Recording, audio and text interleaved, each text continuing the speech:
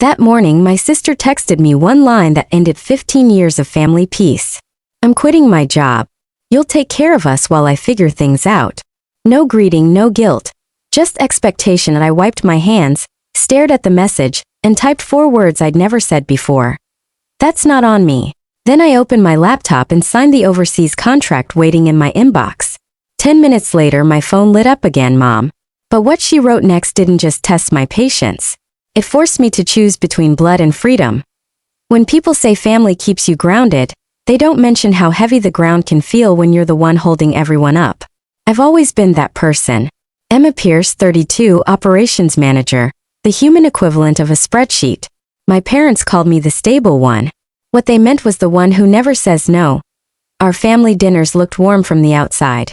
A roast in the oven, football humming from the living room, candles flickering against framed photos of vacations we couldn't afford without my credit card. But beneath the calm, everything was measured. My time, my paycheck, my patience. Mom would pass the bread and say, "You know, your sister's creative spirit just needs support right now." Translation: Jenna's latest failed dream had a new invoice attached. Dad would grunt from behind his beer, "Emma, grab the check, will you?" As if it were tradition carved in stone. And Jenna, hair perfectly undone, voice syrup sweet, would smile like she'd earned another subsidy. I'd sit there pretending the math didn't sting the rent. I quietly covered the insurance, paid the vet bills for her dog I never met. My phone was full of reminders labeled family bills. A list that used to make me proud. It meant I was useful, dependable, the glue. But lately that glue felt more like handcuffs. Mom liked to say family evens out in the end. She never saw that even meant I bled a little more every time someone else made a mess. I told myself it was temporary, that Jenna would finally get her act together. But she never did. Even Mike, my boyfriend, patient and kind, had started to notice.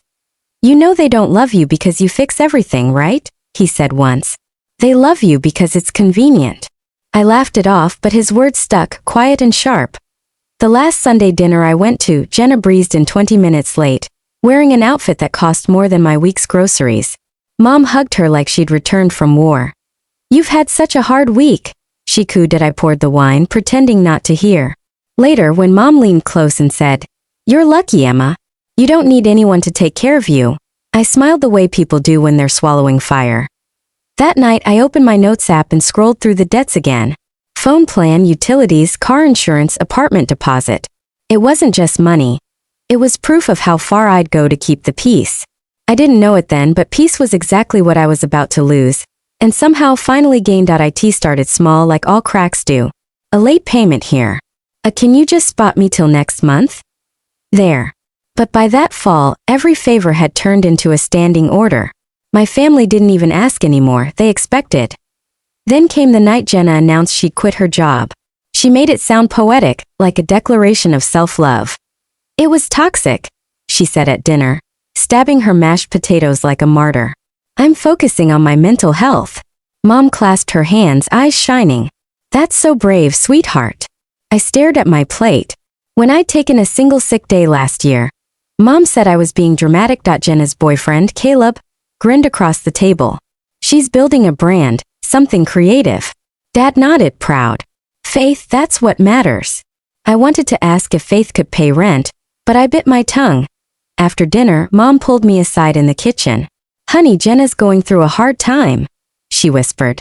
"She just needs a little runway. You understand." I did. That runway was paved with my paychecks. That night, back in my apartment, I sat in the dark with only the hum of the fridge for company. My notes app was open, payments, bills, insurance, deposits. It wasn't a ledger anymore. It was a map of my exhaustion point. 2 weeks later, the text came, the one that cracked everything open. "I'm quitting my job. You'll take care of us while I figure things out." For years, my instinct had been to fix, to send money, to smooth over the chaos.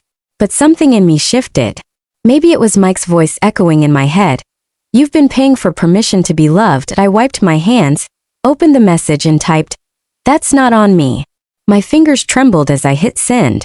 It felt like pressing a button that could blow up the only bridge I'd ever known. Silence. No reply. Just the hum of the bathroom fan and my own heartbeat. I walked into the living room, still half stunned. On my laptop screen was the Dublin contract I'd been too afraid to sign. For months I'd made excuses. Mom would panic, Jenna would crumble, Dad would guilt trip me. But not this time. The moment I pressed sign, a small notification blinked. Document completed. Quiet. Almost anticlimactic. But something unclenched deep inside me. 10 minutes later, my phone lit up again. Mom. If you won't help your sister, don't come to Thanksgiving. I stared at it until the screen dimmed. For years those words would have crushed me. But this time I laughed softly. That's supposed to scare me, I whispered. But it feels like freedom. I sat down, opened my laptop again and looked at the Dublin confirmation. Housing included, start date Monday. It felt like a life I'd only daydreamed about now quietly waiting for me to choose it. One by one, I scrolled through the recurring payments I carried for years. Family phone plan, Jenna's car insurance, utilities for my parents' house. Cancel. Remove. Deactivate. Each click was small but seismic. A voicemail came from Aunt Rose. Family gives and receives, sweetheart. Maybe you can give a little more this season. God will bless you tenfold. Delete. Mike called later that night. You did it, didn't you? I think so, I said. I finally said no. You didn't say no, he corrected gently. You said yes to yourself. After we hung up, I started a new document, exit plan. I typed it in bold. Remove my name from the phone plan. Unlink Jenna's car insurance. Cancel utilities. Freeze shared credit lines. Transfer savings to a new account. When I finished, I sat back and exhaled. For the first time in years, my life didn't look like a to-do list written for someone else. Still, old habits tugged at me. I kept checking my phone, expecting Mom to call. Expecting an apology that never came. By midnight, 23 unread messages blinked on the screen. None said, I'm proud of you. Most said some version of you'll regret this. Maybe I would. But at least regret would finally belong to me.